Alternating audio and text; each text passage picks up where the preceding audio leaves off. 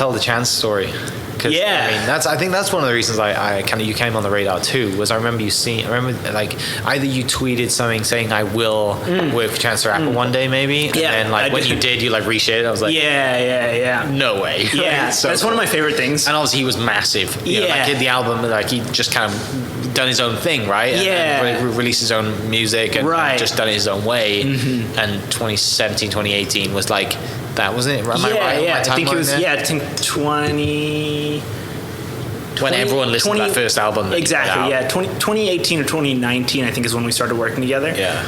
But yeah, I did have a tweet. It's like one of my favorite things to do. I will tweet people I want to work with. Yeah. And then I very aggressively, like, I maintain a dream clients list on my, like, in just like iCloud notes, and then I'll just like tweet about it as like social proof that I will get that one day. Because I very much so, as corny and cringy as it is, I do believe in manifestation. Yeah, I do too.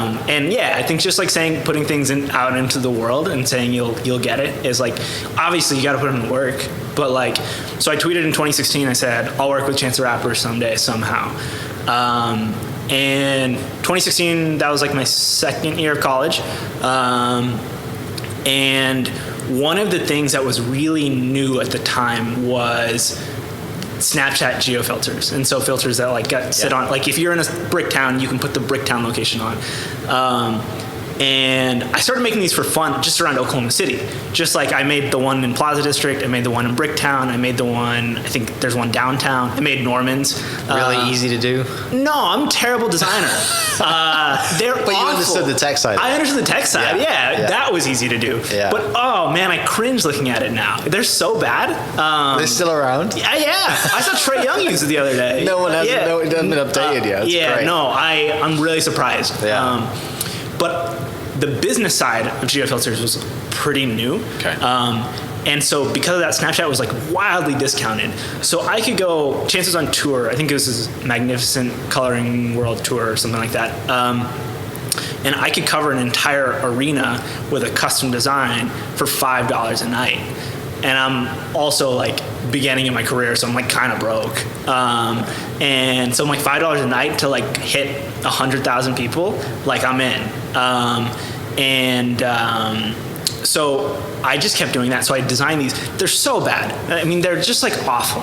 But what I would do is I would design them, and then I would upload it to Snapchat. They would approve it, and then I tweeted his manager at the time, and I was like, "Hey Pat, like, hope tour is going well. Just so you know, I have this like geofilter coming out. Like, I hope you get to see it."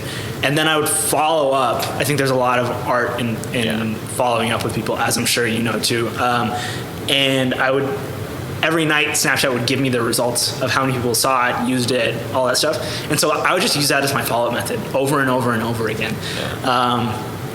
And at one point, like actually after just like one or two emails, his manager emailed me and he was like, "Hey, this is like really cool." And like he CC'd the rest of the team and he was like, "What's your story? Like, what's your deal? Like, and like, what do you want to do?" Yeah. And so I just like I gave him my rundown. And we worked together a little bit that year. We didn't work together in any real official capacity. I never got paid that year for it, but it was just fun for me. And then tour ended and nothing happened. And I was so bummed about it. I was like, damn, I like really fumbled the bag here. I didn't leverage this into any sort of opportunity.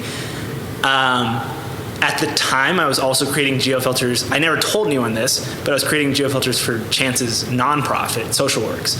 And they noticed it, and they were like, "Who is doing these?" And because I never emailed anyone about it, because I was like, "This is just like, I don't know, this isn't going to be the way I get in."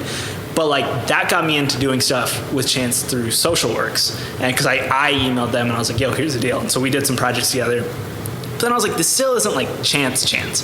And like one day, I like kept in touch with their management team throughout. But one day I was actually in Iceland on vacation, and I see his manager tweet, "I need a Squarespace web designer to work on my new winery site." He like owns a winery called No Fine Print. And I was like, "Yo, this is all I do. Squarespace web design, that's like how I started my career." And so we worked together on that. And that month was like the start of Chance rolling out his, like, he moved some of the albums to Spotify that weren't previously on Spotify. And then he also announced that he was working on a new album. And I guess at the time, I don't really know the rundown of how this worked on the back end. From my understanding, like, there was some deal with Squarespace's corporate office to where Chance would get access to like a really cool custom website, and Squarespace's dev team, like, the dev team was at their like full disposal. But like they were like, we need like someone, like a liaison between Chance and Squarespace to make sure that like Chance isn't, like, they're not lying about what they're saying, or trying to get away with anything. So they're like, do you want to do that? And I was like, of course, I'm in.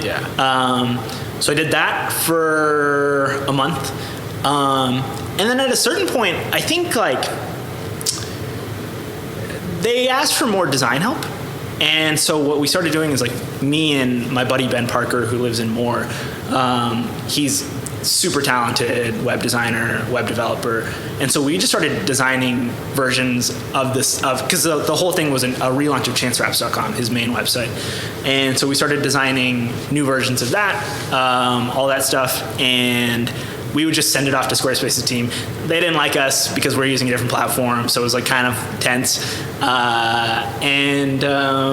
We just kept working on that. And then like they came to us with another request, and like they had this like web app that Chance has called Rapper Radio, which is like it's intended to get independent artists more airtime on the radio.